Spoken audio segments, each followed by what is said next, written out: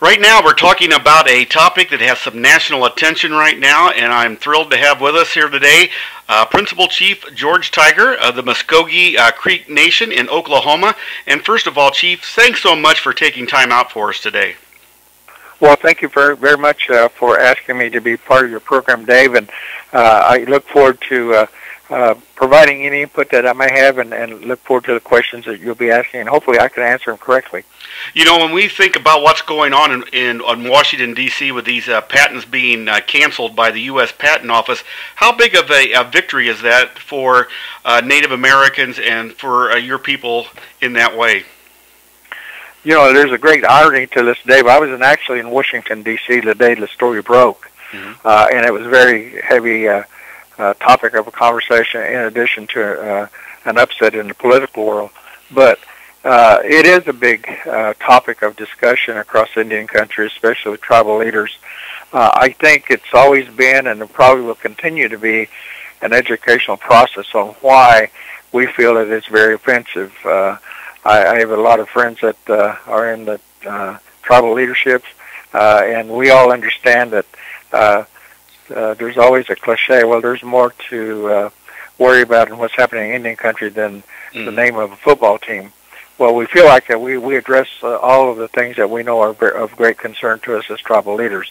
But this is also something that is of grave concern because it basically attacks the tradition and culture of who we are. You know, when you look at it, you know, a lot of people that aren't familiar with all this say, well, they're just starting to do that now. This is just not something that happened in the last 2 weeks. It's been going on for a long time that Native Americans have been trying to get that changed and other names in sports changed as well. That's very true, Dave, and I think it's a good lead-in to being able to answer those critics that say that. Just in this particular topic alone, we've had a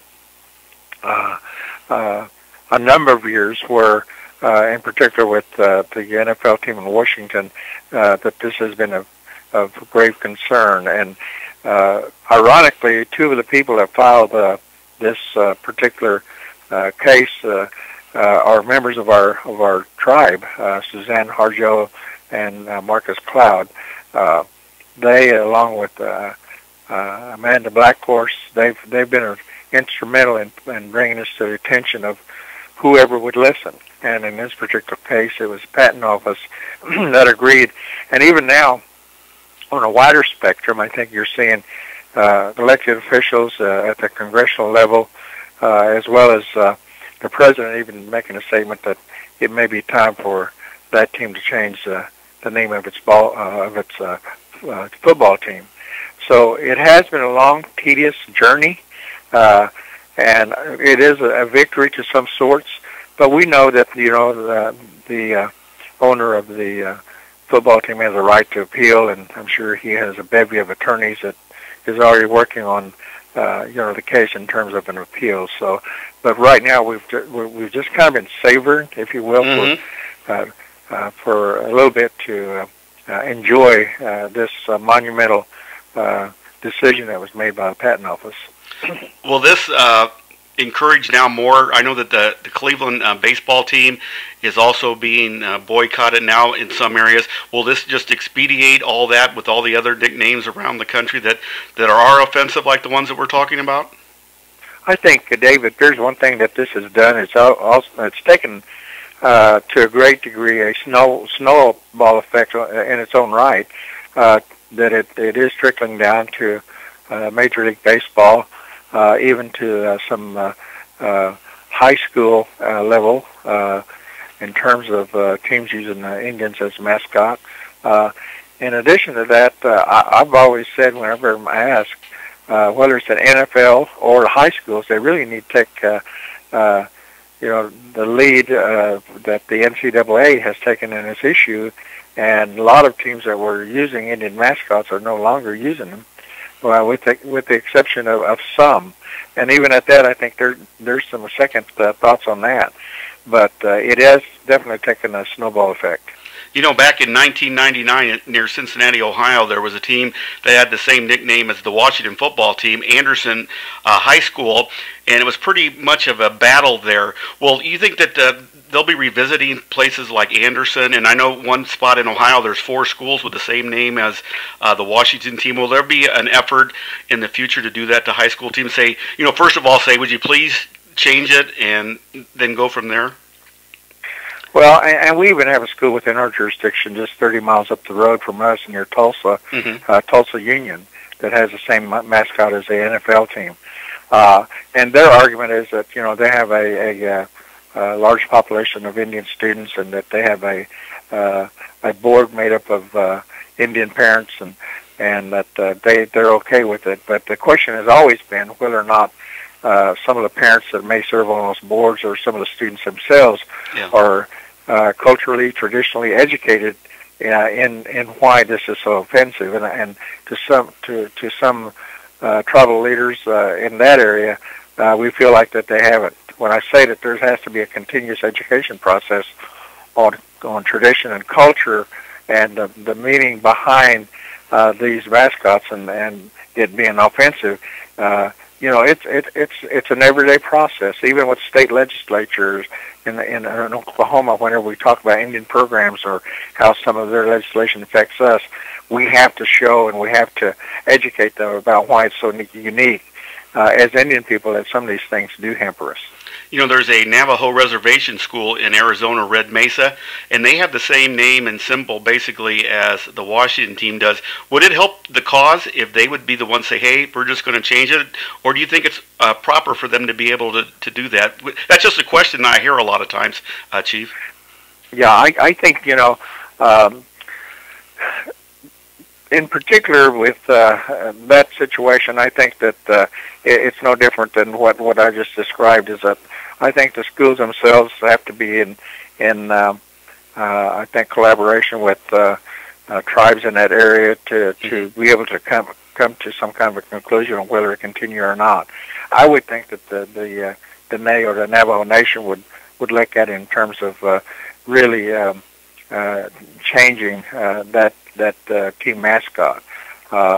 It's just something. It's kind of like growing pains. I always say, as Indian people, we've been here for a long time, and yet we're still suffering growing pains. And I think this particular topic has been brought to the forefront or front burner because of the decision by the patent office that we're going to continue with growing pains there, and that means again going back to the educational process and allowing for us to even teach our own kids, our own Indian students, about why this is offensive, and then having a trickle effect down to the general public, and especially on the high school level. Do you think the intentions early on, Chief, with these schools picking these names were something that they wanted something to salute and honor, or was it just something they just thought that would be a cool name to have? Is there an issue with that as well? Well, that's a great question. I think, number one, at the time, there probably wasn't a strong issue, because you have to remember, as Indian people, we came through a period of time when, this country wanted to take the Indian out of us. Mm-hmm. Personally, I'm blessed because I'm bilingual. I can speak my language. But my father, my mother, attending Indian boarding schools, weren't allowed to speak the language. Wow. And there was times when Indian people themselves didn't want to recognize themselves as Indian people because of what the majority society was doing to us. They wanted us to assimilate into their society and forget our ways. Well, there's a rekindling of pride throughout Indian country now with our youth. Our young ones are wanting to learn the language of their elders and sing the songs of their elders. So it's taken a complete, cycle to say that at one time, maybe some Indian communities didn't feel like that it was offensive. Mm-hmm. But today, when you really look at the intent, when you see non-Indian students wearing headdresses made out of paper, that causes for alarm, because it's a mockery of our tradition and culture. A headdress is worn by being able to follow, if you will, protocol, traditional protocol. You just don't pick up a headdress and wear it. There's times when you're to wear it. There's times when you're not supposed to wear it, and there's times that you have to be given that permission by elders. So, again, that's part of the educational process. before I let you go, what is probably the most misunderstood thing about this with the public? You know, those of us that haven't been around your traditions and things, what's the most misunderstood thing that has happened in this process that you think that people would know they would be more accepting of changing the name? Well, I know it's been out there that, you know, it's basically to honor Indian people, but it isn't, and it's hard for them to understand why it isn't. The misconception that I believe the general public has is that, well, we're honoring you.